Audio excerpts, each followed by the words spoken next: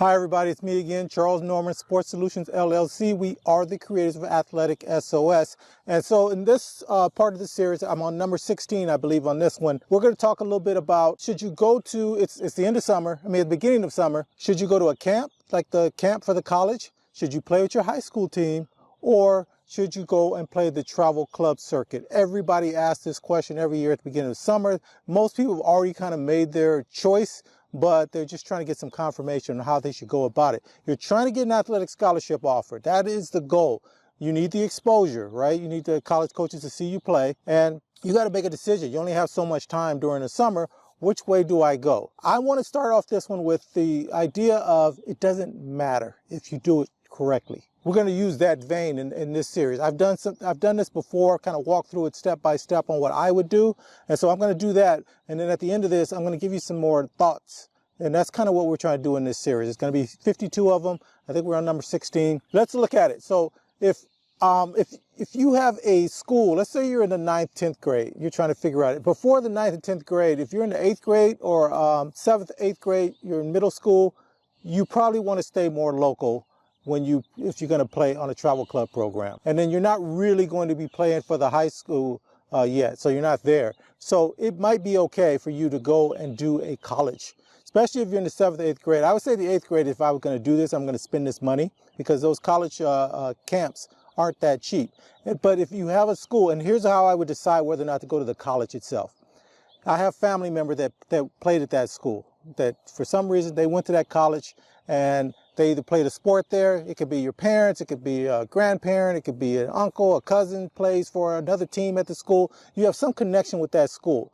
And so your name is known if you go up there. There's some connection there. If you have that, by all means, go to the college and play in their camp.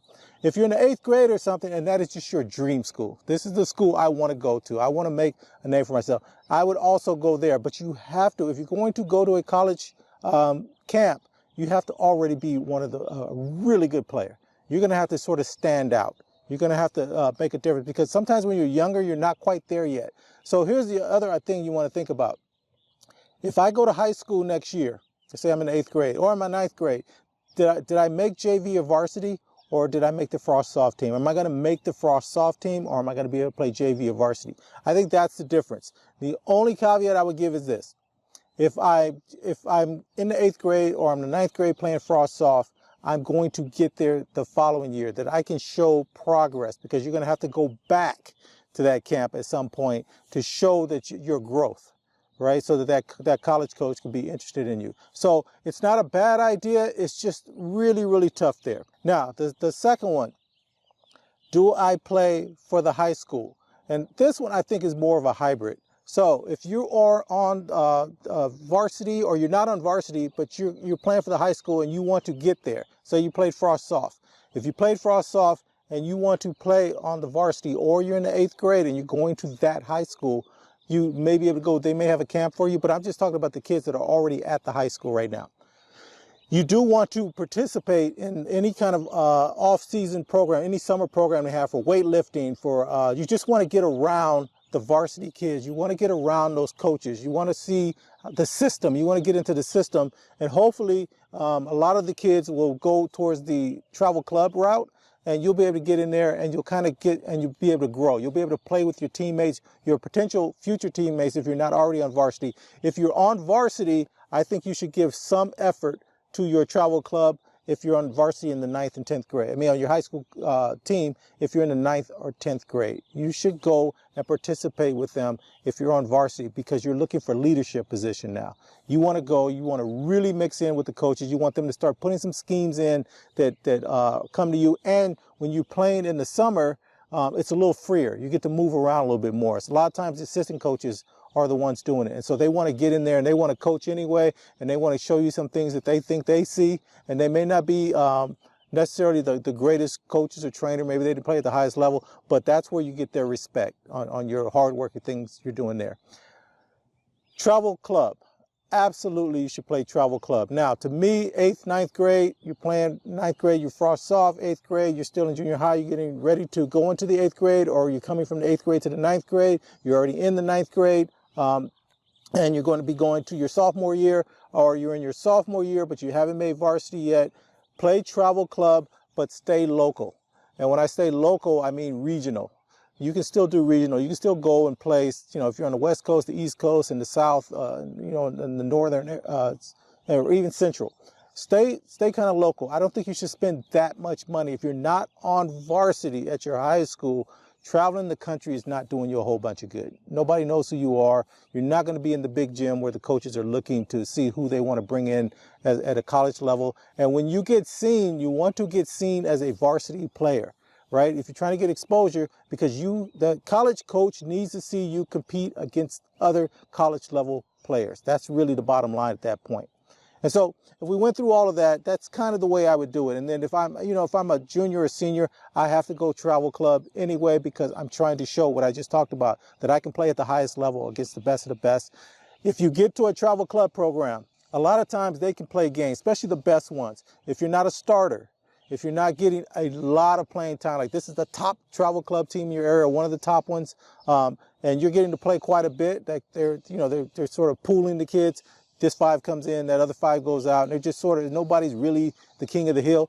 Then it is, are you playing at the end of the game? Are you participating at the end of the program? Are you there if it's crucial? Do they go to you? Those kind of things, that's what you're looking for. If not, you're going to have to make a decision. Do I switch up and go to another team? And the way we did it with my daughter, and it was unfortunate, it was more of a financial situation than their ability to play. But we got a bunch of really good kids that all played their position really well, and we just took the minimum number of kids. Now they kind of got worn out a little bit as you're going through the tournament, and we didn't win any of the tournaments we were in. But don't forget, at that time I had a limited version of what now Athletic SOS is. So we had already reached out to the schools that they academically qualified to attend. Their GPAs, SAT, ACTs were there. They all had some schools that were already looking at them. So that was a bonus. But we found some of the schools that they really fit with that were coming to see them anyway. We did the outreach first. So that's why I said it should not matter which one of those 3 you do, because if a coach is interested in you, if they know what your schedule is, if you reach out and tell them what your schedule is for the summer, they're going to come see you anyway. And if they don't come see you, let's say it's a D2, D3 NAIA school, they can't travel all across the country, then what they'll do is they'll get a scout from that area that they trust to come and take a look at you. And that is how it works. But when you go out to get the exposure, doing your summer, whether it's travel club, you're playing with the high school, you're whatever you're doing there, you should already be on somebody's radar. Trying to get discovered is the #1 mistake that most families make, most kids make. You think you're going to go out there and it's just going to happen. That the right coach is going to see you do the right thing at the right time, and that right thing means it is something that they need. That is just playing, it's gambling is what it is. You don't want to be that person. You want to have some people coming out to see you. And yes, there are already some coaches that are interested. You're getting letters in the mail. You're getting, some texts or emails or whatever is going on right now. The problem with that approach is that coach is also looking at dozens of other kids at your level. They're trying to see which one of you guys that they're interested in. What you're trying to do is let some schools know that you're interested in them, and that you can come, especially schools that don't even know about you, or schools that are on the other side of the country, or not in your region at all. You want them to know that you're interested. And nowadays, they have the opportunity for them to stream a lot of these tournament games, and you can just send the stream link. Let them know what team you're on, what time you guys are playing, and they can look at it from there. So what you're trying to do is what you're hoping for is that coach is already interested, because you send them enough information. They've seen some tape on you, full game, highlights, things like that. And now they're coming to verify. Can this kid really play? Do they meet the eyeball test? That's all you should be trying to do when you do these summer. You're not trying to get discovered. You're just trying to be verified. If you get that part right, you got a better chance than almost everybody else out there.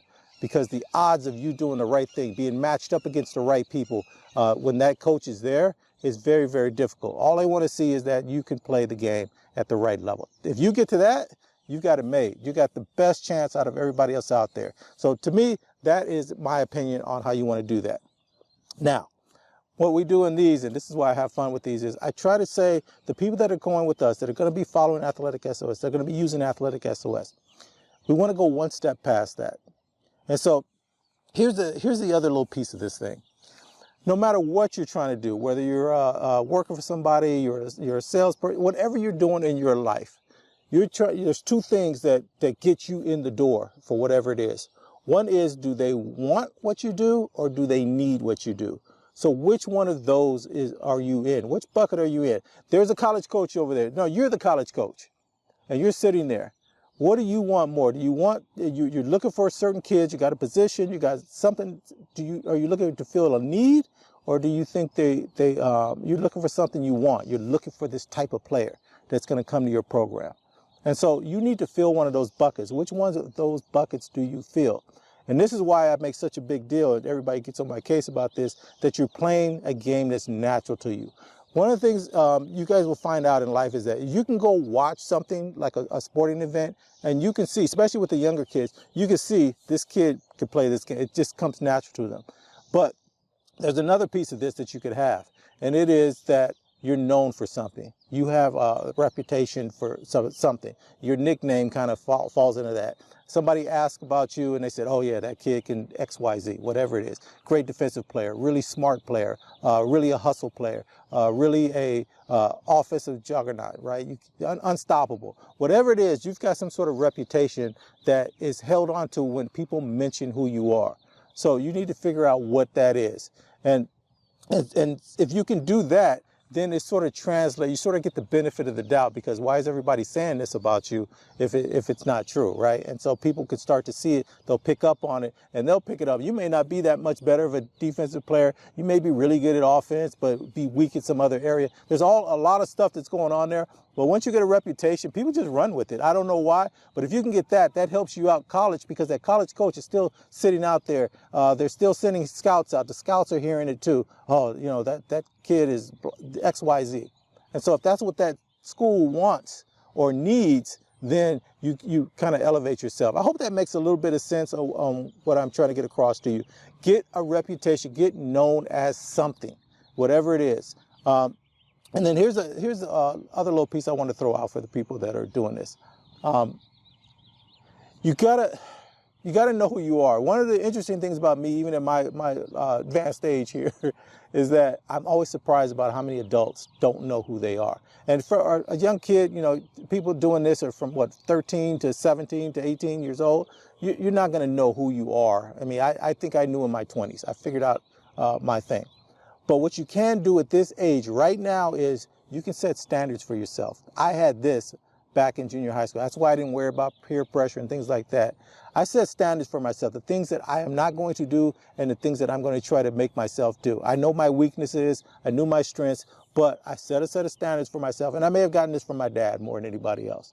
Who you are as far as what you are willing to tolerate. And I don't mean, you know, you're not going to let somebody mess with you and all that kind of stuff. That's not what I'm talking about.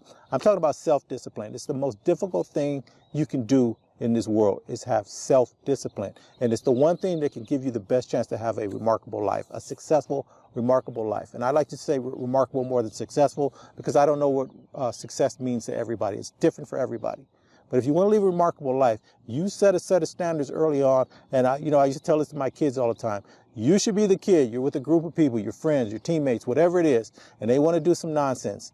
And they go, oh, we're going to go. And then they see you. They go, don't even tell them. They're not going to go. They're not going to do it. If you become that person, you get it. You've got that thing set up. Like, they don't even want to discuss it with you. They don't want you to know what they're going to do. They're like, hey, why don't you go over there? We're going to go over here. So that is what I mean. You've got a set of standards for yourself that other people kind of recognize, and they don't even want to mess with it. And sports lets you walk that walk. That's why I always tell parents, let your kid play sports, especially if they're good at something. And we got to find out what they're good at. So discovery for that young age is that you find a sport that's just natural to you, that you could be good at with minimal effort. I would put that is that when you walk out there, this feels right. Yeah, you're going to get trained. You're going to get really good at it. You want to be able to make varsity and maybe even go on to college, and hopefully even the pros if you can get that far, or the Olympics or something like that. But the sports comes natural, because that gives you a chance to walk through the rest of your life being known as, hey, leave them alone. They're good. It's not a big deal. They have a reason not to do this nonsense over here. And then the second part of that is that you're going to get into areas, and this is the biggest thing for me for athletes, people don't get. When you're an athlete, you go into rooms, you get into doors, you get access to things that other kids don't get. And it's just different. People envy you. The smart kids envy you. The musicians envy you. The people that have connections, everybody envies you, because when you can excel on in a sports environment, and other people are watching it and seeing you do it, that's the hardest thing to do. If you can make that varsity team at high school, only so many people can make that. That is the difference maker. And everybody gets on my case about this. It's all about education. It's all about this. It's all about that. Yeah, but when there's only a limited number of spaces for something, and you can be one of the people to get one of those spaces, and I don't care what it is, then that is a big deal. And so embrace that. Use that. Leverage that. Remember, we want to leverage your athletic ability to go on and lead a remarkable life. That is all we're trying to do here. So anyway, I don't want to get too far down the road. Use Athletic SOS. It does not cost you anything. I believe it's the best piece of software out there. We take your academic information, your GPA, your SAT, ACT scores. We take the sports you play, the level you believe you can play at the collegiate level, everything from NCAA Division I, NCAA Division II, NCAA Division III, even though they don't give athletic scholarships, but you can still get paid to go to school. We have the NAIA, and we even have junior and community colleges that offer some sort of financial support for you to come to their school. So you've got this list. You're going to get that. You're going to use the software. You're going to go and find those schools, and you're going to do some research. Looking at how they play. What are they in the top half of their conference every year? Are they making a transition right now? New coaches coming in. Whatever is going on there, you want to pick up on that, and you're going to reach out to them, and we show you how to do that in the software. Here's the best piece of this. It does not cost anything. You can use the software. So down below, I give you a code. I give you instructions for how to use the code. And there's a brief video in there that shows you the software really quick. It's only 1 minute long. Take a look at it. Please use the software before you go out, before you spend all of this money on what you're going to do next. As far as this summer, no matter which one of those three you do, whether you go to the college camp, whether you go to a regular camp, whether you go play with your high school, you decide to stay and play with the high school, whether you go travel club program, whether you're going national, regional, however you want to do it, it's okay. But it should not matter which one you do. If you have schools that know you're interested in them, and you've sent some information to them, telling them you're interested in them with some video of you and all your information, you know you're academically qualified to go there. Maybe a high school coach or your travel club coach has already made the outreach for you. That coach will come see you. They'll either send somebody, they'll come themselves, but they're now interested because you're interested in them. That's the way this thing works. If you want an advantage over everybody else trying to do the same exact thing you're trying to do, you have to give yourself an advantage. Athletic SOS is that advantage. I usually don't push Athletic SOS that much, but I'm doing it this time because things are about to change. I told you guys 2025 and beyond, all the rules are going to change. They just haven't made the final decision in that House versus the NCAA settlement. As soon as they do that, I'm coming hard at it. So I want you guys to be ahead of the game. Use the software, please, please, please, please, please. And I promise you, I don't sell your data to anybody or anything, any nonsense like that. I just want you guys to get the best chance, and I'm trying to create a group of people who think the way we do, that you're going to set standards for yourself. You're going to try to have a remarkable life. You're going to do the extra stuff. And then you're going to go back and help some other people. That's all we try to pull off here. All right, guys. As always, best of luck to you in all your endeavors, everything you're trying to do. And we'll talk to you next week. Bye.